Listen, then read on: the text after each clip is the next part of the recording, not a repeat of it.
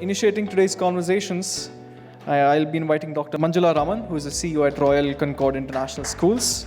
She's an attendee of the Harvard Summer Program on Leadership in AI Environment, and she'll be talking on the keynote, Building a Nation of Future-Ready Students.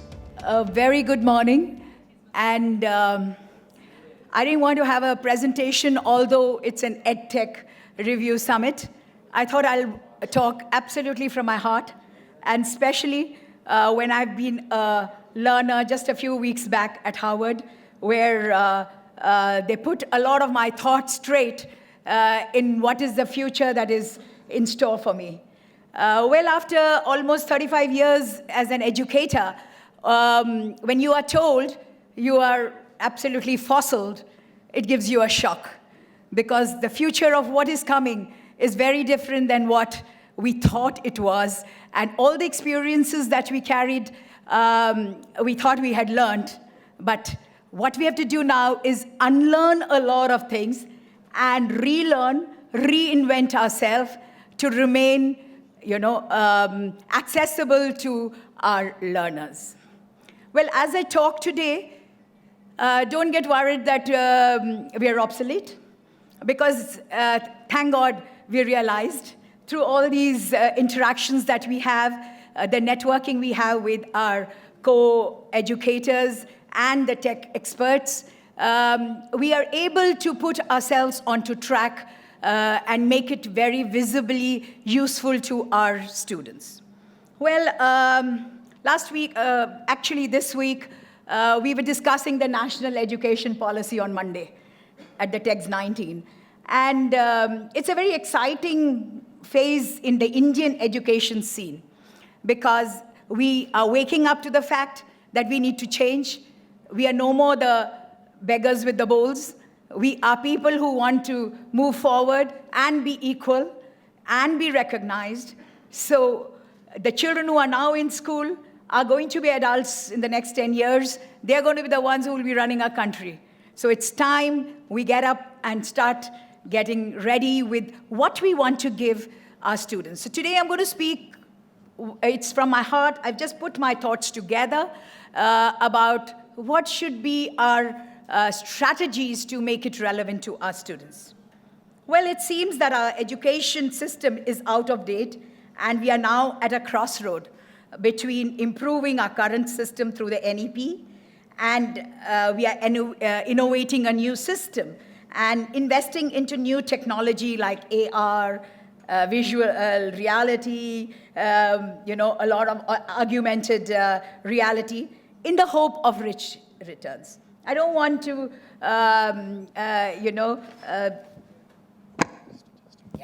thank you.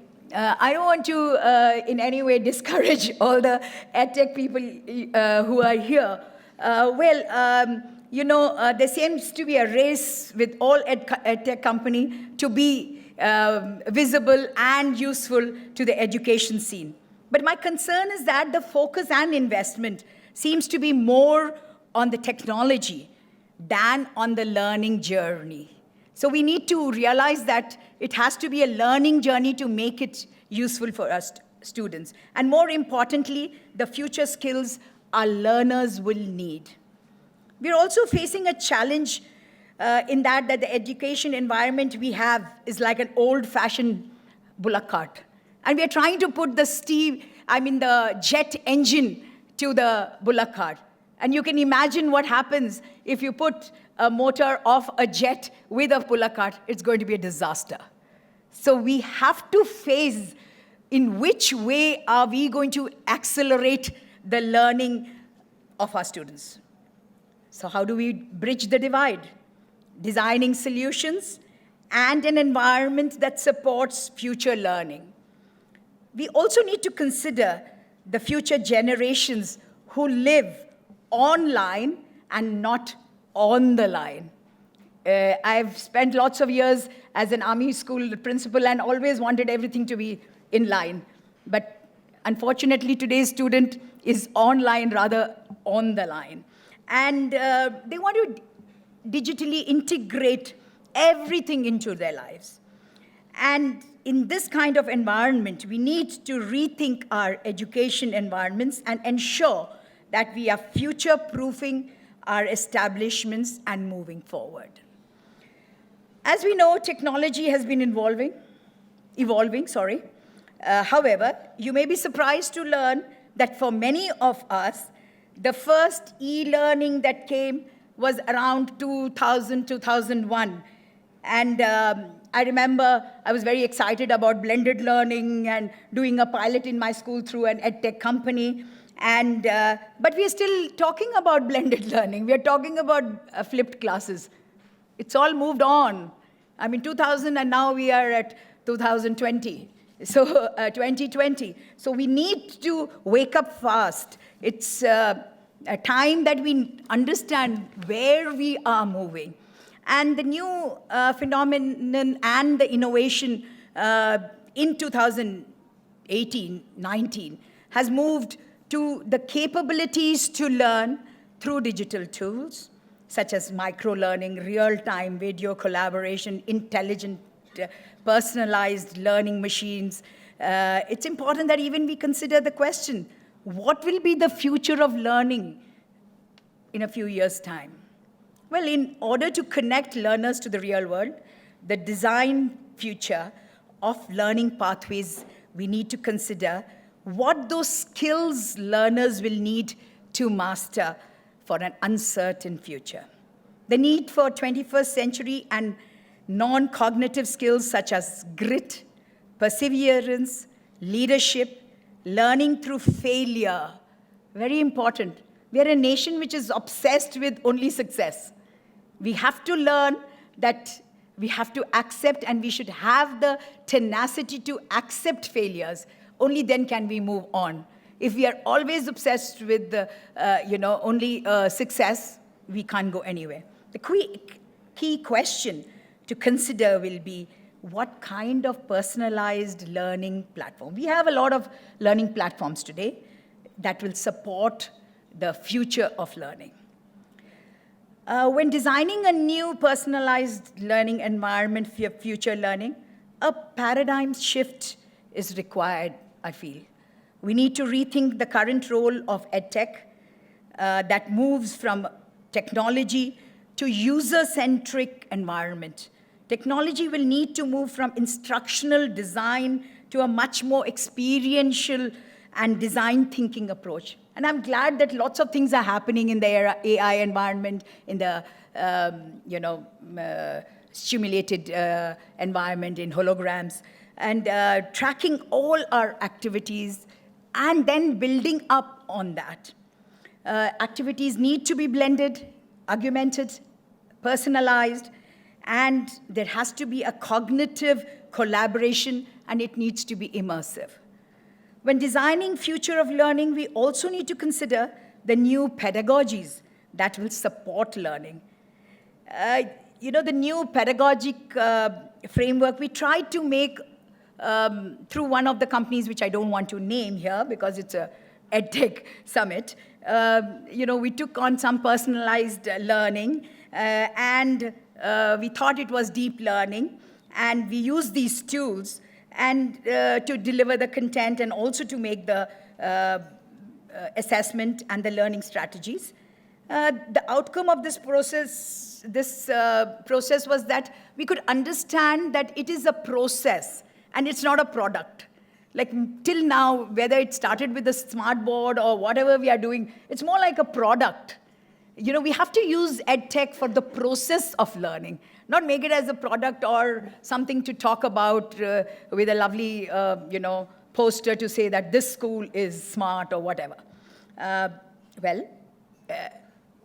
Teachers and educators like me, don't get worried. We'll not go out of fashion at all. But we need to change our role.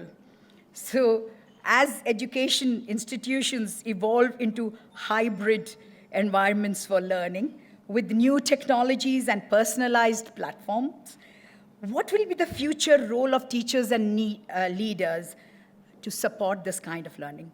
I believe that a new partnership will need to be developed between the student, teacher, and EdTech. Only then can we move forward.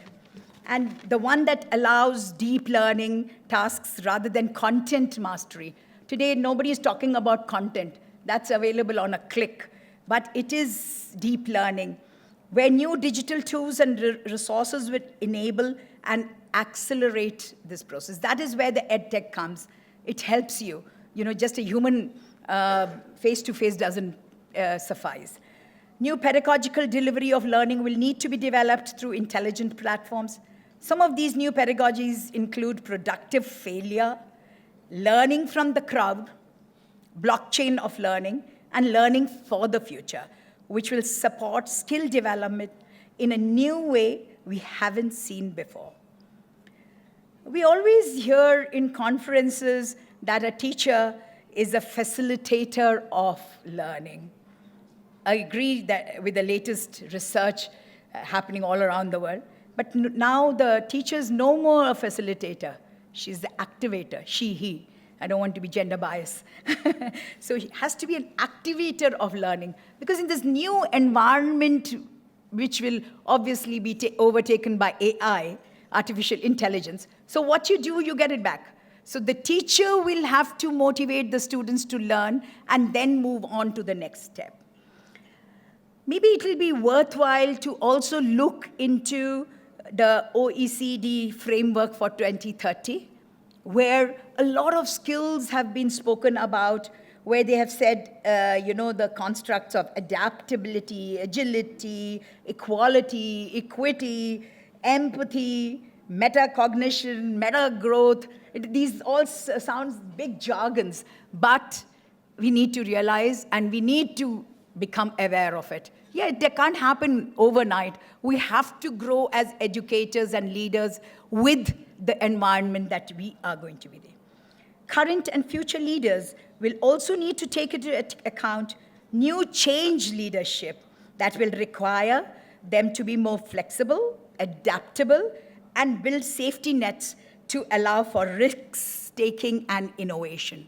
We can't be the old leaders of schools and teachers. So every teacher has to be learner, and every learner is a teacher. It doesn't matter what is the age. I have been working in some programs in my new avatar, and to support this bold and exciting time. But it takes time. As I said, the mindset has to change. We have to get out of that grind that we are here, and we have to accept that we need to move on. Yes, something happened, because I'm really surprised in the last 20 years, if you see, everything has changed except the classroom. We still have those 8 periods. We still have a blackboard, which might become a green board or a smart board. We still have desks and chairs. We confine our students into that. The PT master shouts in the morning, into the line, into the line, into the line. And the teacher just bangs the table and say, keep quiet. And we don't allow. And the most silent school, the principal feeds. Fantastic. And recently I heard one of the principals saying, I'm a Kali in my school. I said, oh God, I really feel bad for the students there. So, it has been dinned into us that you have to have a personality which, keeps people off from your rooms. The children will be scared when the principal or the teacher walks around. So we got to just let it go, trash it into the dustbin. Otherwise, you're going to become fossils. If you're learning as fast as the world is changing, these new skills of leadership will need to be prioritized and developed in people, just as we are developing future skills in students. We're always talking about future skills in students. What about the teachers? We're not talking about it at all. We need to, move on and change the way we think. I'm looking at the clock. Leadership is all about developing the future. The future is not really shaped by people who are pessimistic and don't believe in it. So many times in our education world, we say, oh, I saw that company, they came with this, they're all useless. And we kind of categorize people. We're very pessimistic. Oh, nothing can change in India. We go to Finland. We come back. Oh, in Finland, fantastic things happen. And we come back here. In India, we don't do anything except something cosmetic. We don't think that way. Just imagine, I'm just throwing it out because I was in a government-managed school for most of my life. And when we talk about education becoming a public issue like in Finland, because all the guys who go to Finland are from those elitist schools, no? Only they can afford. So they don't want that change here. Oh, how dare the government think of having a public education system and make it accessible to that, poor child across the lane? No, we won't, because education is a business. Okay, I'm now sounding pessimistic. And so we need to have people who look at the future in whichever space we are, elitist, public, private, but we need to be, looking at things with hope for our children. Only then can we bring about that change. Otherwise, all kinds of conferences, networking, talking, reading, courses doesn't help at all. But there's no need to be afraid. I've always been somebody who's very optimistic.